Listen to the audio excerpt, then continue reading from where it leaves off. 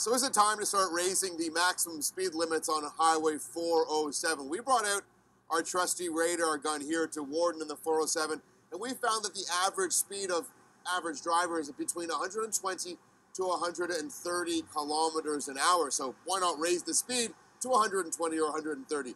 We talked with one Ontario organization who has been a big supporter of raising those limits, but the Ontario Safety League is saying not so fast. And we'll talk to both of those organizations coming up on the 5 and City News at 6. We'll also show you some of the fastest highways in the world.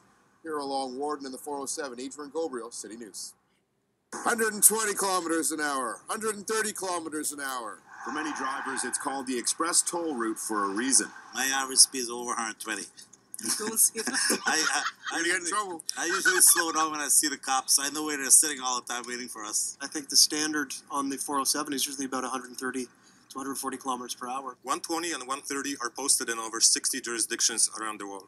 So those speeds have been globally recognized as safe. It's an argument gaining speed in Ontario. It's the time the province hit the gas and explored raising the speed limit on Highway 407. So here we are on the Warden Bridge over top of the 407. We've got our radar gun ready for a little speed test. 132 kilometers an hour, 129 kilometers an hour, 136 kilometers an hour. There's an unmistakable need for speed on the wide open 407. We clock drivers at an average of 120 to 130 kilometers.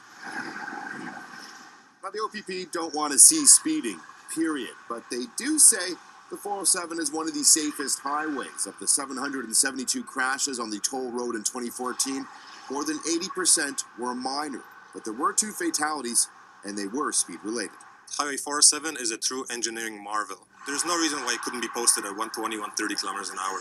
Chris Klimek, founder of stop100.ca, has a petition with close to 40,000 names, all from drivers who want to see the speed limit increased on Ontario's 400 series highways. Klimek thinks the 407 is the perfect starting line. 130 is much more appropriate for a 407. Much longer ramps compared to many other highways, much better snow removal, maintenance in the summer, and much longer sight lines, so the drivers can actually see much further. But the president of the Ontario Safety League is firmly against raising the limit. The faster you're going, the shorter the stopping distance, the greater kinetic energy, more people would be injured and or killed. But it's a change that isn't so foreign. Utah's Department of Transportation recently raised the legal speed along parts of its interstates to the equivalent of about 130 kilometers an hour. On Highway 130 in Texas, it's 140 clicks. And traffic studies have shown that more than 85% of drivers actually drive below that limit. You can always find a less safe jurisdiction. At the end of the day, speed is always a factor in some of the major high-risk collisions that we see. We reached out to the provincial transportation minister, Stephen Del Duca. He issued this statement saying, "We're very fortunate in this province to have among the safest roads in North America. I think it's of paramount importance that we do what we need to do to keep them that way. We have no plans to raise the speed limits at this time."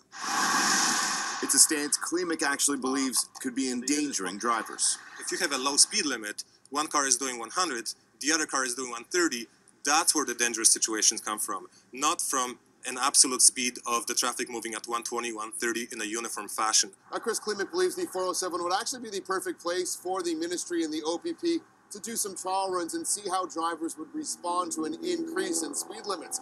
His organization, stop100.ca, is also planning a big advertising push this spring. On Warden at the 407, Adrian Gabriel, City News.